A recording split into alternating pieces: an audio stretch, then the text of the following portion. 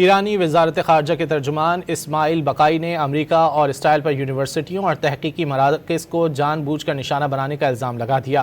ترجمان اسماعیل بقائی نے کہا کہ امریکہ اور اسرائیل کی جانب سے اصفہان یونیورسٹی آف ٹیکنالوجی اور تہران university of science and technology پر حملے کیے گئے ہیں۔